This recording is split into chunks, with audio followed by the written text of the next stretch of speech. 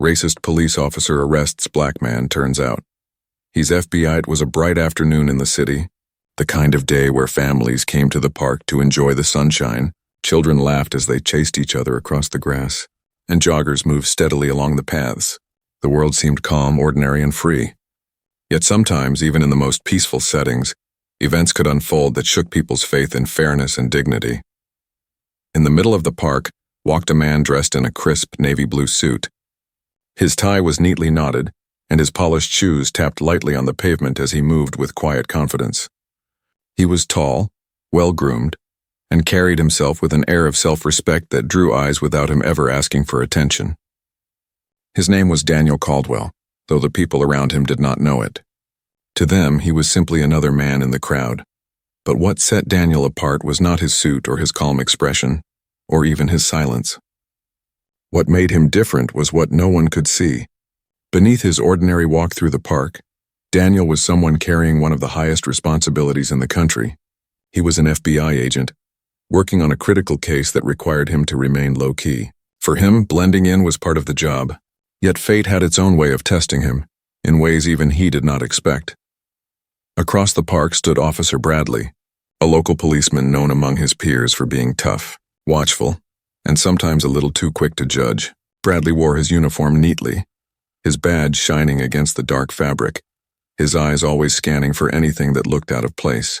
But beneath that uniform rested something else, something far less noble. Bradley carried biases that shaped how he saw the world, and when his gaze landed on Daniel, those old, unchallenged assumptions rose to the surface. He did not see a man in a suit. He did not see someone simply taking an afternoon walk.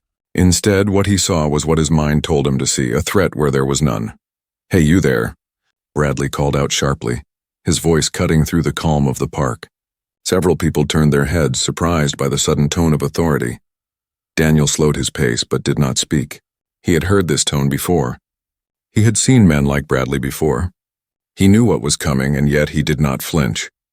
His face remained calm, his steps steady. "I said stop right there." Bradley barked again, now moving quickly across the grass, one hand already resting near his belt. Murmurs rose among the onlookers. Parents pulled their children a little closer. Some people pulled out their phones, sensing something was about to happen. Daniel stopped. He turned slowly, his hands visible at his sides, his eyes steady on the approaching officer. "Is there a problem, officer?"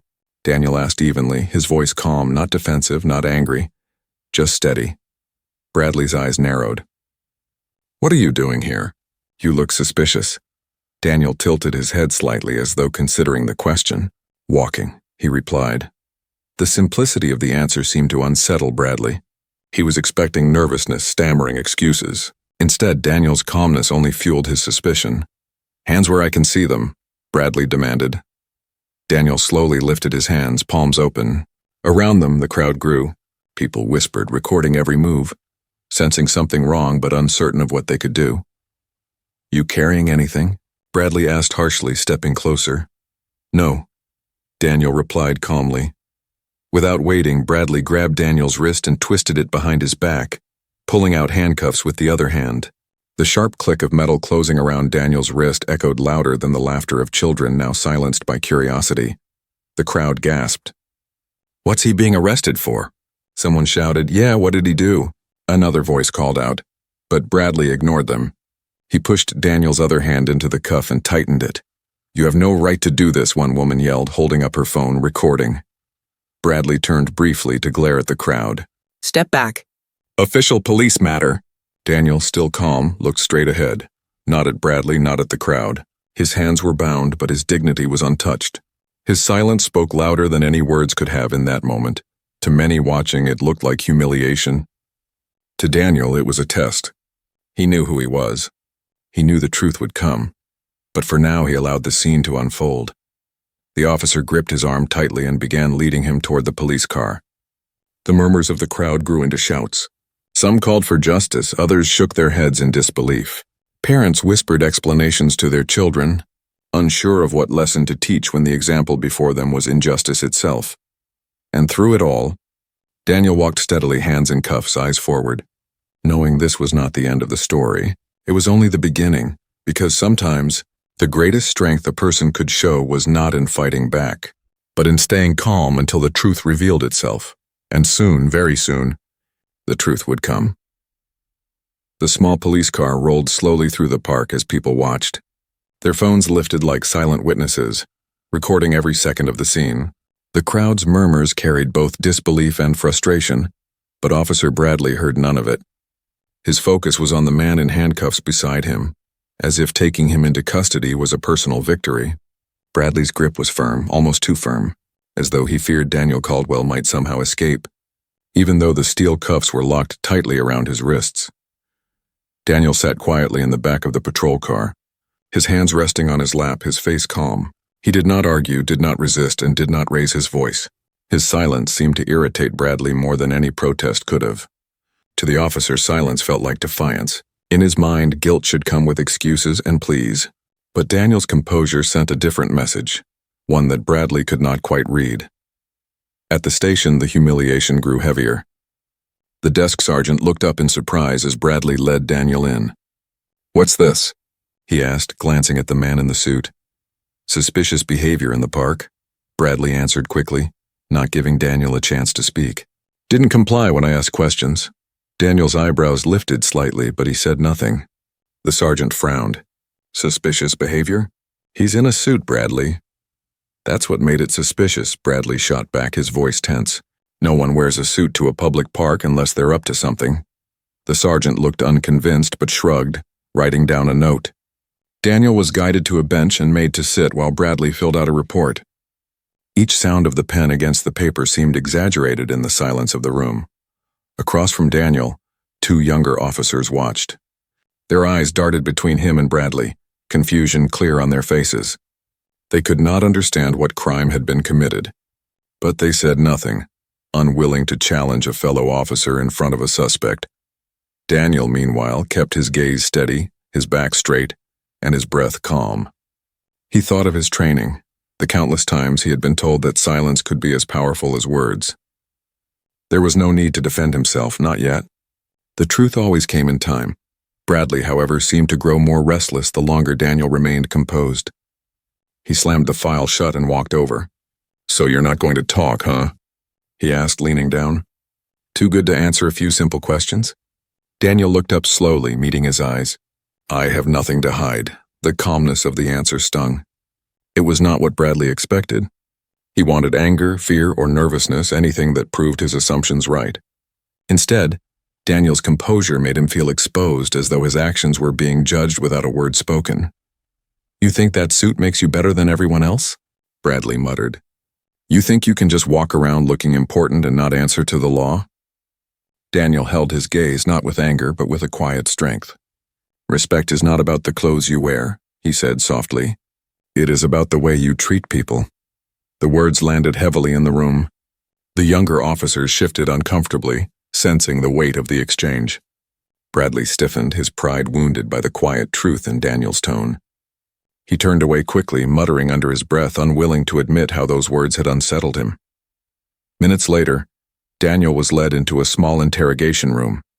The walls were plain, the light overhead harsh, and the table cold metal. The handcuffs remained on his wrists as he was pushed into a chair. Bradley sat across from him, arms folded, his jaw tight. "Let's cut to the chase," Bradley said. "Who are you, and what were you doing in that park?" Daniel looked at him calmly. "Walking," he answered again.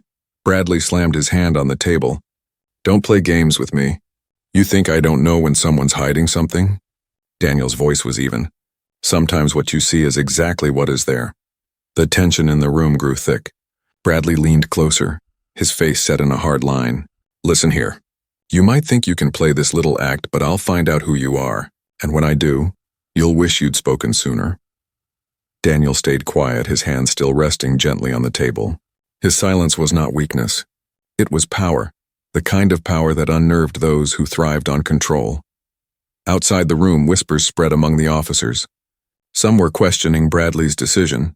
Others were uneasy about how the man in the suit carried himself, as though he belonged in authority, not in custody. Still, no one intervened. The silence of the department mirrored Daniel's silence, except his carried dignity, while theirs carried fear. Time passed slowly. Bradley continued asking questions, each one sharper, more accusatory. Yet Daniel's answers remained calm or non-existent. His patience seemed endless, while Bradley's grew thinner with every second. It was humiliation, yes, but not in the way most would think. Bradley believed he was humiliating Daniel, forcing him into silence, parading him through the station in cuffs. But to those who watched, it was Bradley himself who was losing control, exposing his bias and impatience while Daniel remained untouched by the storm around him. Finally, Bradley stood abruptly and stormed out, slamming the door behind him. The sound echoed in the empty room. Daniel sat quietly, breathing deeply, his mind steady.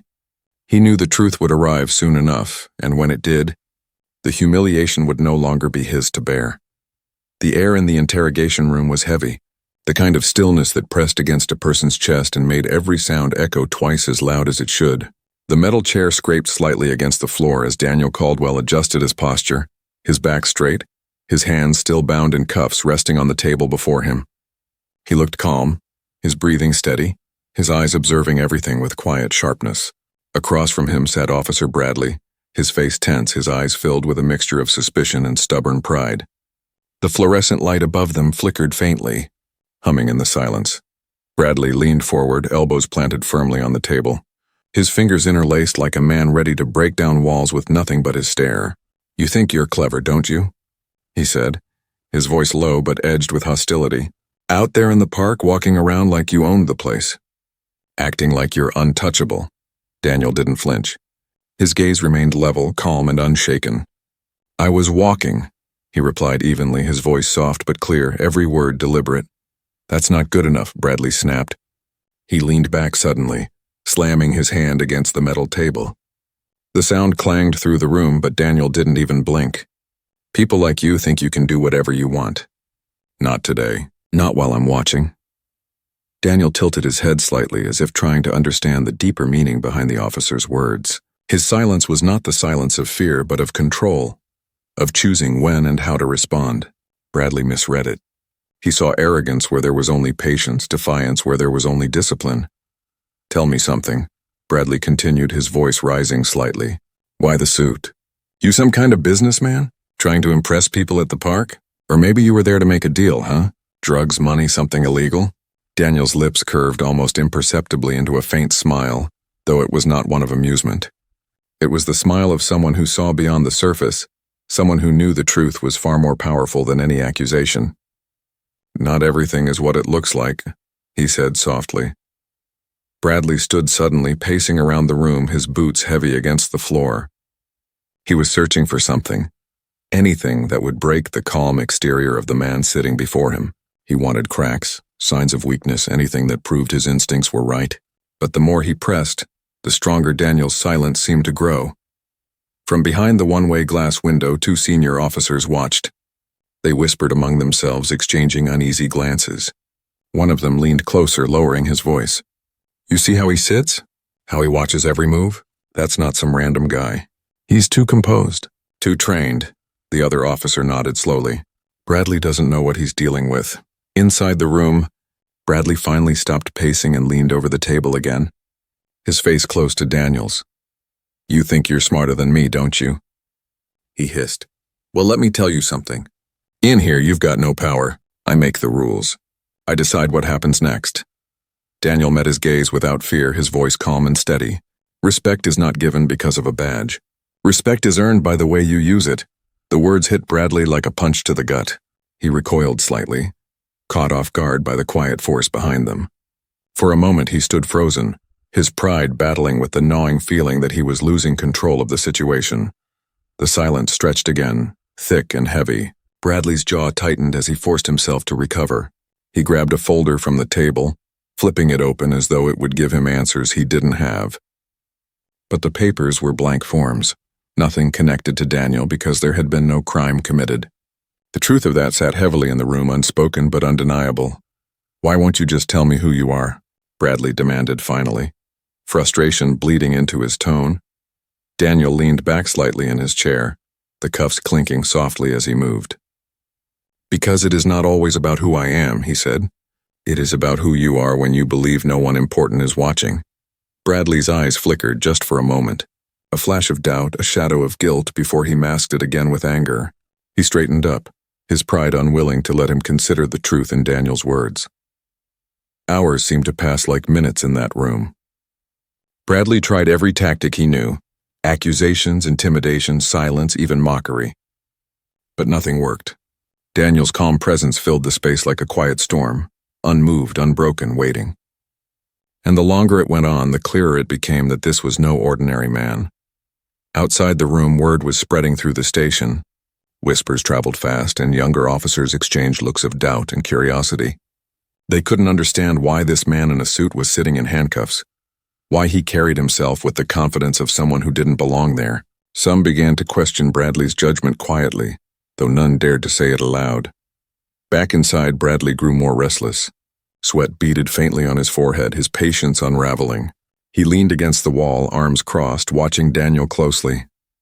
But Daniel never fidgeted, never broke his steady calm. It was as if he knew exactly how this would end, and he was simply waiting for the moment to arrive. Finally, the door to the interrogation room opened. A senior officer stepped in, his expression urgent, his eyes locking immediately on Daniel. Behind him, another figure entered quickly, carrying an envelope marked with official seals. Bradley straightened, confused by the sudden interruption. "What's going on?" he asked, trying to sound in control. The senior officer ignored him. He walked straight to Daniel, removing the handcuffs himself with quick precision. The sharp click of the cuffs opening echoed like thunder in the small room. "Agent Caldwell," the officer said firmly, his tone filled with respect. "We're deeply sorry for this mistake. You shouldn't have been brought here." Bradley froze, his face draining of color. "Agent?" he repeated, his voice cracking slightly. Daniel stood slowly, rubbing his wrists where the cuffs had been. His eyes turned toward Bradley, calm but piercing. "Yes," he said quietly. "FBI." The silence that followed was louder than any argument. Bradley's pride shattered in that moment, his authority crumbling beneath the weight of the truth. All his assumptions, all his prejudice, all the arrogance he had displayed was now exposed for what it was, a failure to see the man before him for who he truly was. Daniel did not gloat. He did not raise his voice or lash out in anger.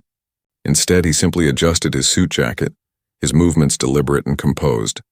He looked at Bradley one last time and spoke words that cut deeper than any punishment could. "The test of character," he said softly, "is not how you treat those you think are important. It is how you treat those you assume are not." And with that, Daniel walked out of the room, leaving Bradley standing there in silence, surrounded by the truth of his own actions. For Bradley, it was humiliation beyond measure. But for everyone who had witnessed it, it was a lesson they would never forget. The station had grown unusually quiet after the revelation. Officers who moments before had been busy moving through the corridors, shuffling papers and answering phones, now lingered near doors and hallways, whispering to each other with curious eyes. The moment the senior officer had removed the handcuffs from Daniel Caldwell and addressed him as agent, the entire atmosphere shifted. What had been a place of authority for Bradley turned into a place of shame, a stage where his actions were exposed in front of his peers. But while the others felt shock, Bradley felt his pride collapsing, though he tried desperately to hide it. Daniel remained calm. He did not raise his voice, nor did he show even the slightest sign of anger. Instead, he adjusted his suit jacket, straightened his tie, and stood with a composure that made it clear he had no intention of being broken by the events of the day. It was as though the entire incident had rolled off him like rain on glass. But beneath that calm surface, every choice, every silence, every patient breath had been deliberate. He knew the truth would eventually emerge, and now it had. The senior officer, Captain Howard, spoke firmly, his voice carrying across the room. "Agent Caldwell is with the FBI. He is working on matters far above the jurisdiction of this station. What happened here is a mistake, one we will answer for." His tone was clipped, his expression severe. It was the kind of voice that left no room for excuses. The other officers straightened immediately, their posture showing respect not only to the captain, but to the man who now stood revealed before them. Their eyes shifted to Daniel, no longer seeing a suspect but someone of higher authority, someone whose calm silence now made perfect sense. Bradley's face turned pale. His mouth opened as though to speak, But the words refused to come. His mind replayed every moment. The way he had barked commands in the park, the humiliation of handcuffing a man who never resisted, the mockery he had thrown in the station, the arrogance he carried in the interrogation room. Every piece of it now burned him from the inside as the truth wrapped chains of shame around his pride. Daniel turned to face him fully for the first time since the handcuffs were removed. His eyes were steady, piercing but not cruel. There was no gloating, no triumphant sneer, only a calm weight that seemed to strip away every layer of Bradley's defenses. For a moment, the entire room fell silent, waiting for him to speak. "I gave you every chance," Daniel said softly, his voice even and clear. "I spoke calmly. I answered when I could. But you chose not to see me. You chose to see what you wanted to see." Bradley swallowed hard, but his pride still clung to him stubbornly.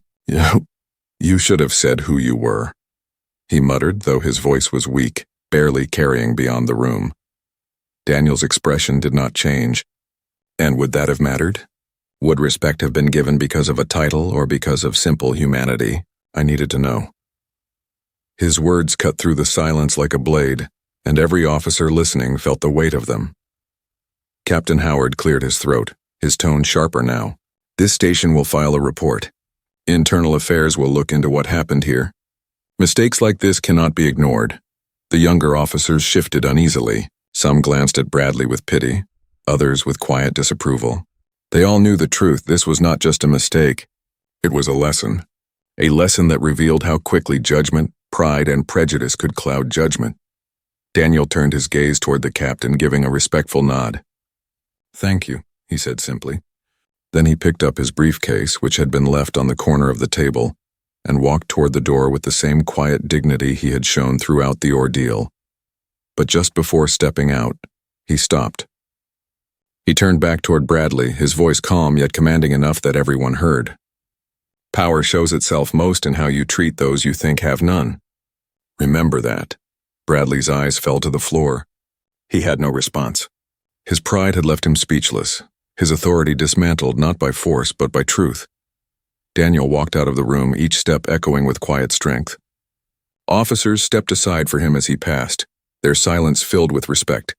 He left the station not as a victim of humiliation, but as a symbol of grace under fire, a man who carried himself with patience even when wronged, and who taught a lesson without raising his voice. Outside, the late afternoon sun poured across the street, warm and golden, a stark contrast to the cold air inside the station. A few members of the public who had followed after the commotion earlier recognized him as he stepped out. Whispers ran through the crowd. "That's him, the man they arrested. Turns out he's FBI." Some looked at him with admiration, others with awe, but all understood that what they had witnessed was something far greater than a simple arrest. For Daniel, there was no satisfaction in the humiliation of another. He did not seek revenge or praise. What he carried was a deeper mission, a reminder that dignity must not depend on badges or uniforms, titles or appearances. True dignity was universal, and respect was a right, not a privilege. Back inside the station, Bradley sat alone in the interrogation room, his head in his hands. The weight of what had happened pressed on him harder than any punishment could. The silence of the room now felt suffocating, a mirror reflecting the choices he had made. For the first time in a long while, he began to question himself. Not his authority, not his badge, but the way he saw the people he was sworn to serve. And while no one said it aloud, everyone knew that something had shifted that day. For Bradley, it was the beginning of an uncomfortable but necessary reckoning. For the officers who watched, it was a reminder that prejudice carried consequences. And for the community outside, it became a story, one of truth revealed, of dignity upheld, of a man who chose silence until the moment the truth spoke louder than any voice ever could. The day after Daniel Caldwell walked out of the station, whispers of what had happened spread like wildfire. In the age of phones and cameras, nothing stayed hidden for long. Videos taken in the park had already made their way across social platforms, showing a man in a navy blue suit being stopped, searched, and handcuffed while maintaining an almost unsettling calm. For most viewers, the image was enough to spark outrage. They didn't know the full truth yet, but they knew injustice when they saw it. By the following morning, headlines carried fragments of the story. Man in suit arrested without cause. Public questions officer's actions in viral video. Inside the FBI field office, Daniel sat quietly at his desk. His expression was composed as always. But the events weighed on him in ways no one around him could fully understand. He had chosen silence in that interrogation room for a reason. It wasn't because he couldn't have ended the situation earlier with one word about his position. It was because he believed in the deeper truth that needed to be revealed, not just for him but for everyone watching. Respect shouldn't be something handed out only when someone carried authority or a title.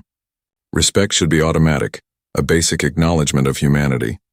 Later that afternoon, Daniel received a call from Captain Howard, the senior officer who had recognized him and corrected the mistake at the station. Howard's voice was steady but carried regret. "Agent Caldwell," he said, "we owe you more than an apology. What happened here, it's not something we can erase, but it's something we must learn from. The department is taking steps. I want you to know that." Daniel listened, his silence thoughtful. Finally he spoke. "Captain, this is not about apologies. This is about understanding. Respect should not arrive with a badge or a title. It should exist regardless. What happened yesterday wasn't about me.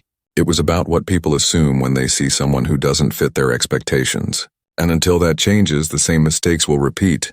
Howard sighed. "You're right. I've seen it before. I've warned my men, but some lessons have to break a man before they sink in." That evening, the department held a private meeting. Officers filled the room, sitting in rows while Howard stood at the front, his face stern. Bradley was there too, his shoulders tense, his pride beaten but not completely gone. The captain didn't shout, didn't lecture, but his words carried the weight of command. "Yesterday," Howard began, "we failed, not as individuals, not as one officer, but as a department. A man was stopped, searched, and arrested without cause. And that man was not only innocent, but someone serving this country at the highest level. That man was an FBI agent." A murmur swept through the room, though many had already heard pieces of the story. Hearing it officially made it real. Howard continued, his voice sharper now. "Some of you are probably thinking the mistake was in not recognizing who he was sooner. But that's not the real mistake. The real mistake is believing that respect should depend on identity. Whether he was FBI or a teacher, a lawyer, or a janitor, whether he wore a suit or work clothes, whether he lived in a mansion or slept on the streets, it should not have mattered. He was a man. He deserved respect from the start." Bradley sat stiffly, his jaw clenched. His pride ached under the words, but deep down something in him began to stir. For the first time, he replayed the moment in the park not as a display of his authority, but as a moment where he failed to see another man as human first. It was a bitter pill, but the truth often was. After the meeting, Daniel himself arrived quietly at Howard's invitation. The room fell into silence the moment he stepped inside. Dressed again in his navy suit, he carried himself with the same steady calm that had marked every moment since the incident. He didn't need to raise his voice or demand attention. His presence alone commanded it. Howard nodded to him, then stepped aside. "Agent Caldwell has something to say." Daniel looked around the room, his gaze moving across every face, pausing slightly when it reached Bradley. He didn't glare, didn't accuse, but his eyes held a quiet weight. Then he spoke, his voice low but clear. "What happened yesterday was not about me. It was about how quickly assumptions are made, and how those assumptions can lead to actions that change lives. I stayed silent because I wanted to see, not how I would be treated as an FBI agent, but how I would be treated as a man." The officers shifted uneasily in their seats. Daniel continued. "Respect cannot depend on a uniform, a badge, or a title. Respect is not something you give only to those you think are important. It must be given to every person you meet, because when you fail to give it, you reveal more about yourself than you do about them."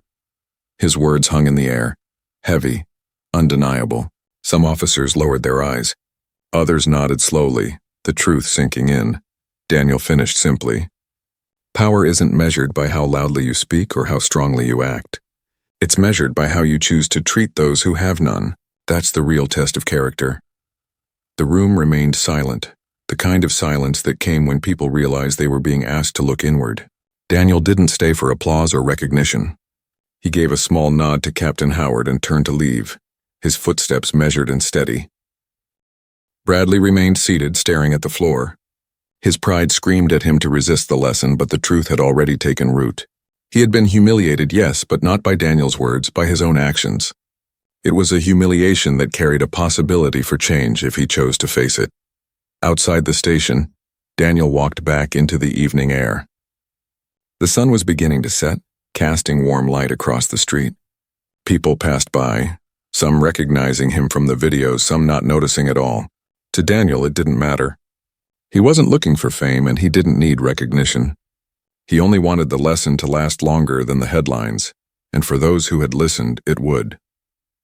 The story that began in the park did not end inside the police station. By the time Daniel Caldwell returned to his duties, the world outside had already begun piecing together the events of that day.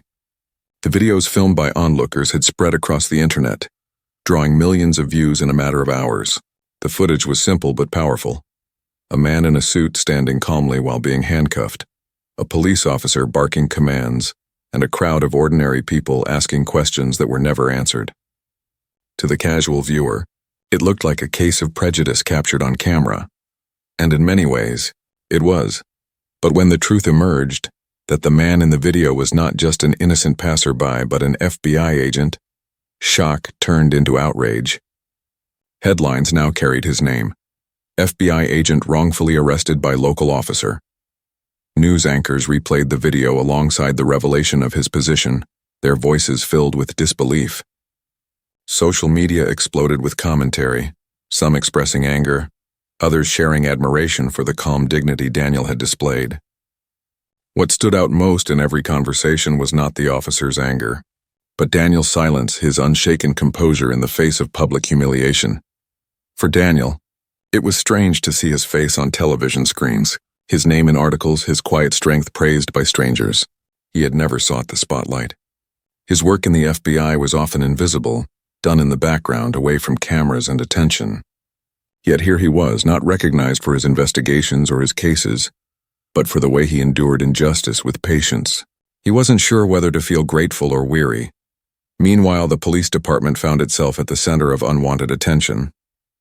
Reporters crowded outside the station demanding statements. Civil rights groups began asking questions about training and accountability, and within the department an uncomfortable silence settled, as though everyone was waiting for someone else to take responsibility. Officer Bradley, once proud of his hard stance in the field, now found himself drowning in the weight of his decisions. Every time he turned on the news, he saw his own actions replayed from shaky phone recordings. He saw himself grabbing Daniel's wrist, clamping on the cuffs, ignoring the voices in the crowd. And then he saw Daniel's calm, unbroken gaze, a mirror reflecting his own arrogance back at him. What hurt most wasn't the public backlash or the criticism from his superiors. It was the knowledge that the man he had tried to belittle had never once raised his voice in return. Days later, Daniel was invited to speak publicly. At first he resisted. He was not a man who enjoyed stages or microphones, but he realized the moment had grown beyond him. The people who had watched his silence now wanted to hear his voice. If he could turn the pain of the incident into something meaningful, perhaps it would be worth stepping into the light.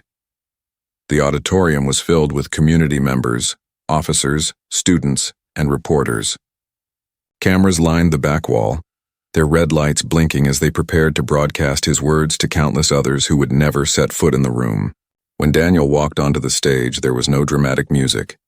No cheering crowd, just a quiet wave of respect, a collective stillness as people waited to hear from the man they had seen but not heard.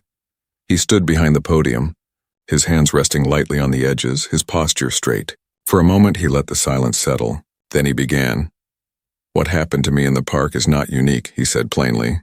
"It happens every day to people who do not have cameras around them, who do not have badges or titles to reveal, who do not have their story carried on the evening news.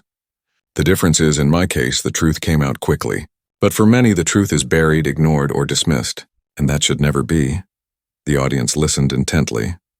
"I chose to remain silent that day," he continued, "because I wanted to see how I would be treated when I was no one in the eyes of the man who stopped me. Not an FBI agent, not a title, not someone in power, just a man. And what I learned is something we all need to remember. Respect should not be earned only after someone proves their worth. It should be given at the start to every person, because respect is not a reward. It is a right." His words carried no anger, no bitterness. They were calm, steady, but filled with undeniable weight. The simplicity of his message struck deeper than any speech filled with shouting ever could. He paused, scanning the audience, then added, "Power can handcuff a man, but truth will always set him free. That truth is not mine alone. It belongs to everyone who has ever been judged too quickly, treated unfairly, or silenced before they had a chance to speak." When he finished, the room rose to its feet, not with thunderous applause, but with something quieter and more meaningful respect. People stood slowly, as if recognizing they were not just applauding a man, but acknowledging a lesson. The speech was broadcast nationally. Millions heard his words, and conversations began across dinner tables, classrooms, and workplaces. Parents replayed his message to their children. Teachers used it in lessons about justice. Community leaders cited it in discussions about reform.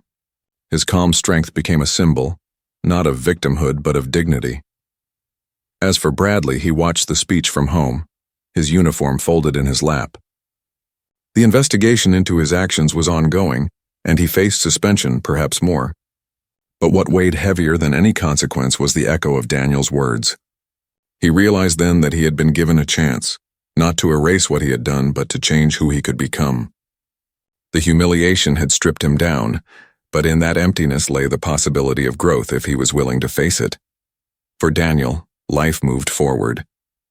He returned to his work quietly, never seeking more attention than the job demanded. Yet the lesson he left behind lingered in every corner of the city.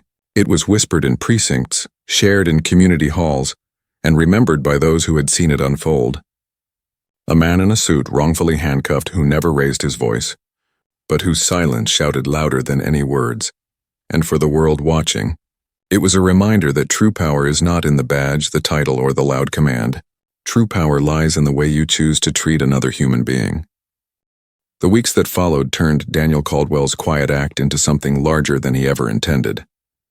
What had started as a single confrontation in a city park grew into a story that traveled far beyond the walls of the police station. People from every background spoke about him, debated his silence, and shared the moment when truth shattered prejudice. The video of his arrest still replayed across screens, but now it was often followed by his speech, the one where he explained why he had chosen patience instead of anger. The two images side by side told a powerful story. First, a man wrongfully treated, and then the same man teaching the world a lesson in dignity.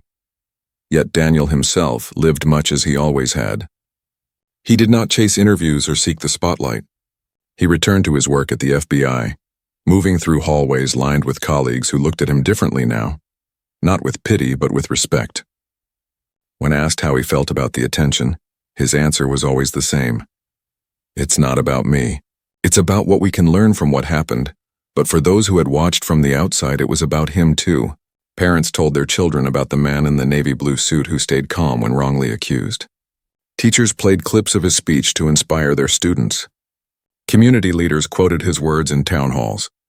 People who had never thought much about fairness in everyday life now asked themselves difficult questions. Could they stay calm in the face of injustice? Could they offer respect before judgment? The police department, shaken by the wave of criticism, began to change as well. Training sessions were restructured, new conversations were opened about bias, and officers were reminded daily that every decision carried weight. Not all change came quickly, but seeds had been planted, and those seeds grew because one man had chosen silence until the truth spoke louder than anger. For Bradley, the days were heavy. His suspension kept him away from the station, and the isolation gave him too much time to think. At first, he replayed the events with bitterness, angry at the cameras, at the crowd, at Daniel himself. But over time, the anger faded, replaced by something harder to face: shame. He began to realize that the humiliation he had felt was not inflicted by Daniel, but by his own choices. He remembered the way Daniel had looked at him, not with hatred, but with calm eyes that seemed to ask silently, "What does this moment say about you?" That question haunted him. One evening, Bradley attended a community forum where Daniel was invited to speak again. He sat quietly in the back, wearing plain clothes, unnoticed by most of the crowd. As Daniel stepped onto the stage, the room filled with a hush of respect. He spoke with the same steady voice, reminding everyone that dignity was not a gift handed out to the powerful, but a right that belonged to every person. "I do not stand here to condemn anyone," Daniel said. "I stand here to remind us that each day we are given a choice. To see people as human beings first, or to see them through the lens of our own fears and assumptions. If we fail to choose respect, we fail not just the other person, but ourselves. Bradley listened, and for the first time, he felt the truth of the words settle deep inside him. He realized that the lesson was not just for the public, not just for other officers, it was for him. And though he could not undo what he had done, he could decide what kind of man he would be from that moment forward. After the event, Bradley lingered outside, unsure if he should approach. Daniel emerged from the building, surrounded by a few community members thanking him. Bradley stepped forward hesitantly, his voice quieter than usual. "Agent Caldwell," he said. Daniel turned, recognizing him instantly. He did not glare or turn away. He simply waited. I wanted to say I was wrong," Bradley said, his words halting. "I judged you before I knew you. I treated you with disrespect, and I've had to live with that since. I don't expect forgiveness, but I needed to say it." For a long moment, Daniel studied him. The silence stretched, not cold but thoughtful. Finally, he spoke. "Change begins with acknowledgement.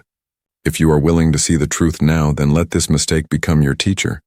Bradley nodded slowly, the weight of both shame and relief on his face. He had no more words, but sometimes silence was enough. In the weeks that followed, Bradley began to change.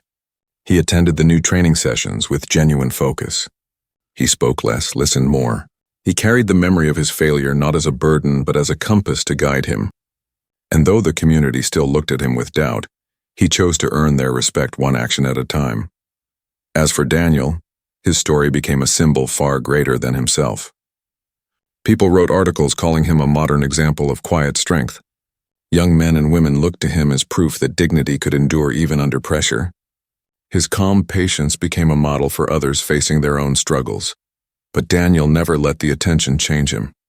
He still walked the streets quietly, still carried himself with the same steady grace. For him, the true victory was not the headlines or the admiration. The victory was in knowing that people had learned something, that respect was not optional, that dignity was not negotiable, that power meant nothing if it was not guided by humanity. Months later, as the city settled back into its rhythms, Daniel walked once again through the same park where it had all begun. Families laughed, children played, joggers ran past. The sun cast golden light across the grass, and life moved forward as if nothing had happened. Yet for those who remembered, everything had changed. Somewhere, a young man sat on a bench watching Daniel pass, whispering to his friend, "That's him. The FBI agent. The one who stayed calm." And though Daniel didn't turn, though he didn't acknowledge the words, he knew they were out there, quiet reminders that the story was not forgotten.